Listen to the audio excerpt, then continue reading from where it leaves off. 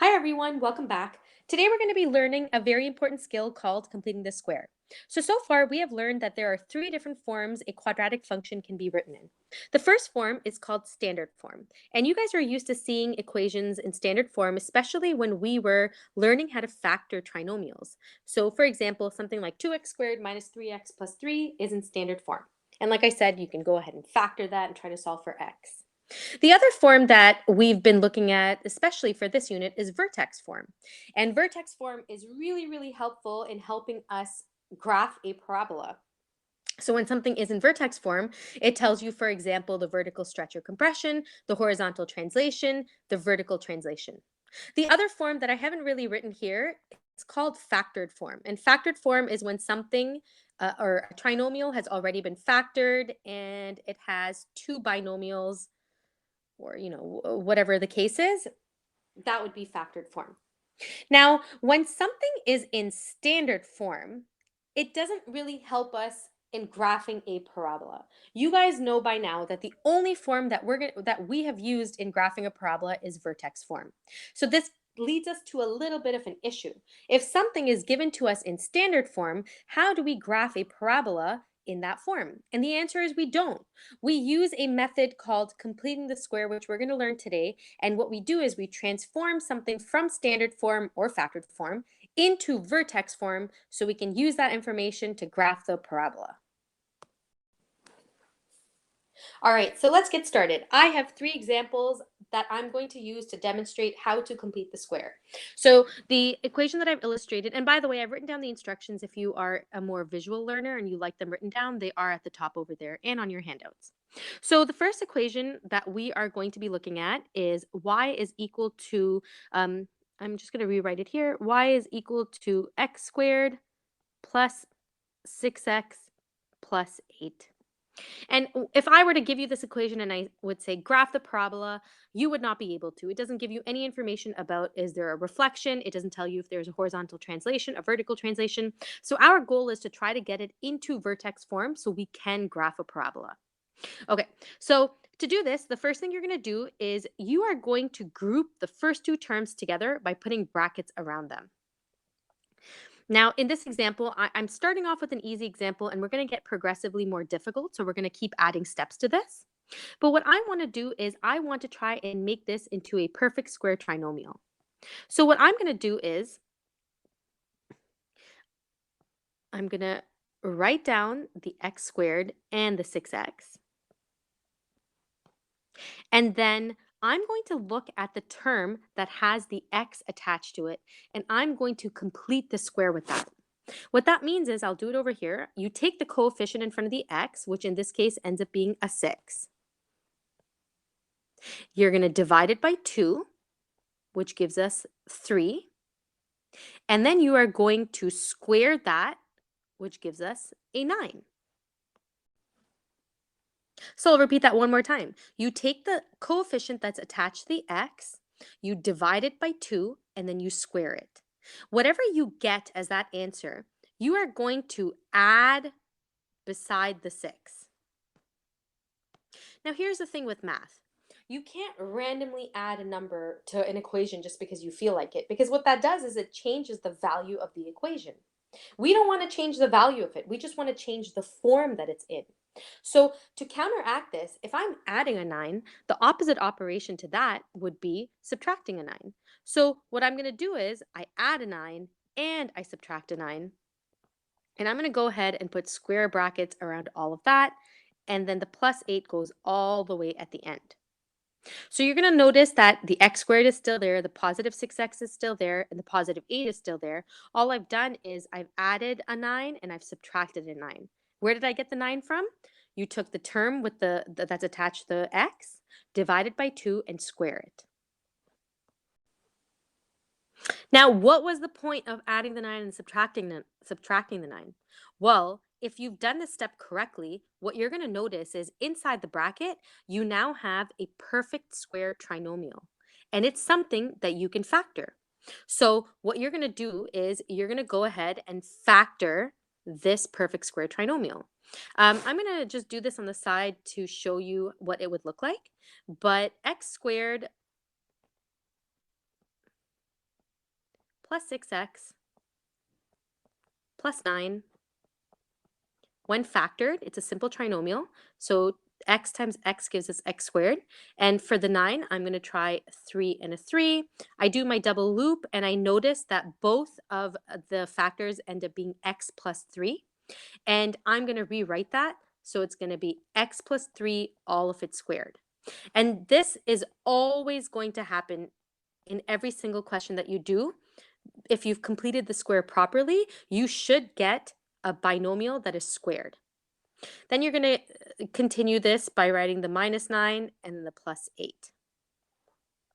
And then finally, you keep the x plus 3 squared, and you solve the negative 9 plus 8, which is going to give me negative 1.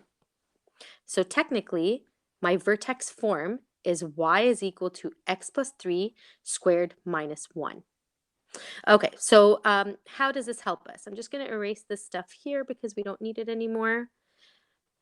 Now that we've gotten it into vertex form, you're going to notice that there are a lot of things that we can do with this. So y is equal to x plus 3 squared.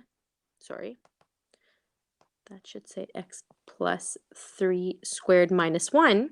Now I can see that if I were to do a quick sketch of this parabola is moving 3 units to the left and 1 unit down. It's opening upwards. It has a step pattern of 1, 3. I can make a sketch. I can graph it. I can figure out the x-intercepts and the y-intercepts, which you could also do from standard form. But most importantly, you can go ahead and graph the parabola when it's in vertex form. Okay, here's example number 2. And as I said, we're going to be getting progressively a little bit more complicated.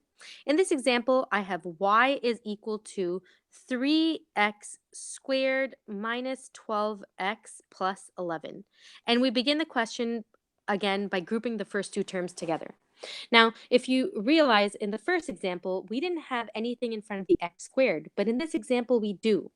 And so when you have a coefficient with the x squared, you have to factor out that coefficient. But be very careful because you're going to notice I have grouped together 3x squared minus 12x. And technically, you can also factor out an x, but you don't want to fully factor these two terms. All you want to do is factor out the number in front of the x squared so that there is no number in front of it anymore. Okay, so I take out a 3 and I'm left with x squared minus 4x because if I were to redistribute, it would give me 3x squared minus 12x, and then the plus 11 is all the way at the end. Once we've done this part, now the question is very similar to the one we had before. So the only new step is you have to make the x squared all by itself by factoring out the coefficient that's in front of it, but that's it. Nothing else. Don't factor out the x. Now what we're going to do is I'm going to copy this down again. So I'm going to have x squared minus 4x. But now what we're going to do is we are going to take the coefficient in front of the x and we're going to complete the square using that. So the coefficient you can see is negative 4. I'm just going to go to the side over here. So I'm going to write down negative 4 divided by 2 is negative 2. And then you square that and you get a 4.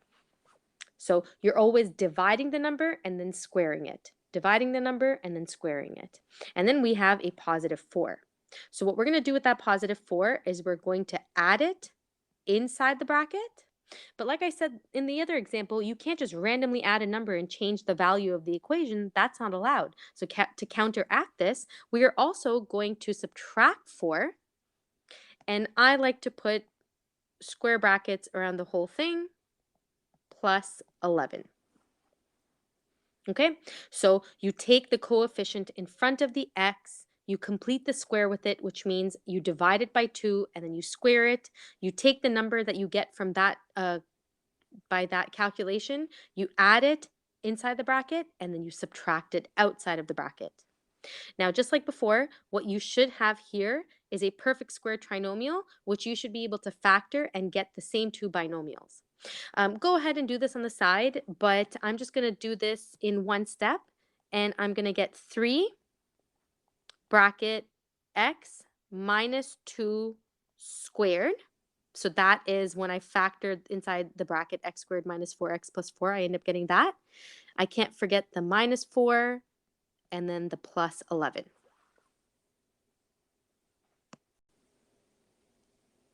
Okay, so I was running out of space and we have the step that I had left off with. I have continued on here.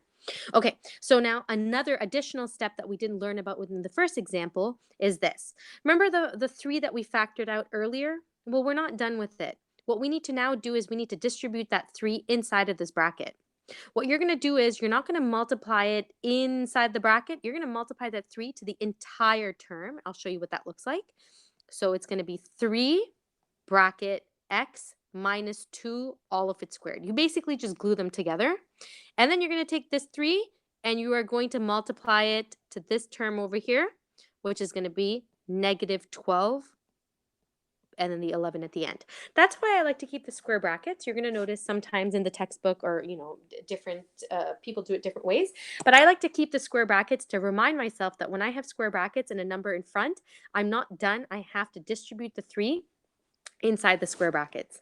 Also be careful when you're distributing the 3 to the x minus 2 all of it squared. Don't open up the brackets, don't expand, don't do anything like that. Just glue the coefficient, which is the 3, to the bracket. And then we simplify, we end up getting 3 bracket x minus 2 squared minus 1. And now our equation is in vertex form.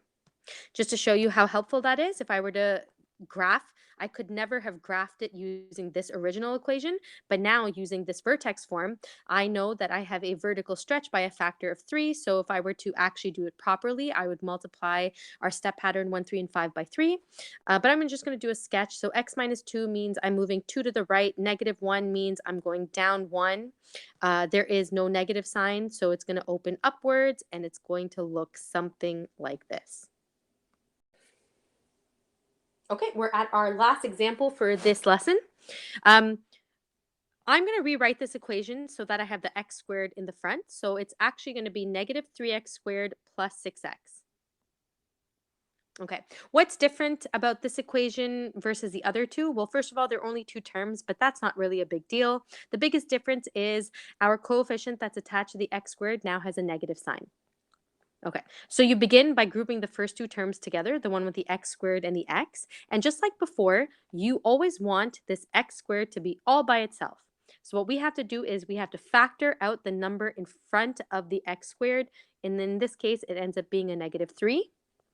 And when we do that, we're left with x squared. Remember, don't factor out the x. Even though it's not fully factored, we're only trying to remove the number in front of the x squared. So we're left with x squared minus 2x. Okay, now there's no coefficient over here, which doesn't really matter. It just makes the question a little bit easier. So what I'm going to do, and you can keep square brackets around it if you want. It's not really necessary. I'm going to rewrite this. So it's x squared minus 2x. And now you are going to complete the square with the number that's attached to the x. So in this case, it's a negative 2. I'm going to go to my side. You go negative 2 divided by 2, which is equal to negative 1. Then you square that, and it's equal to positive 1. You're going to add positive 1 inside the bracket, negative 1 outside of the bracket, and then you're going to close it up with the square bracket. Remember, we do this because we're not trying to change the actual value of the equation. Okay, and then we continue on. If you have done this step correctly, the inside of the bracket should now have a perfect square trinomial. So if you just go to the side or somewhere, or some of you might be able to do it in your head, and you factor this, you end up getting x minus 1, all of it squared, minus 1, and then close the bracket. Okay, so to continue on, in this question, we do have a coefficient that we're now going to have to distribute inside the square bracket. Again, there's no constant over here at the end, but that's okay. And when I do this, I just take the negative 3 and I stick it on to my x minus 1 squared. I don't worry about opening up the brackets, multiplying the 3 inside or anything like that. And then I take negative 3 times negative 1, and that gives me positive 3. This is now in perfect vertex form. If you were to graph this or just do a quick sketch of it, negative 1 means you're going 1 to the right. Positive 3 means you're going up 3. So our vertex is somewhere along here. And then negative means you're opening downwards. And the 3 means it's a vertical stretch. So it's going to be a little bit narrower. this is what your graph will look like.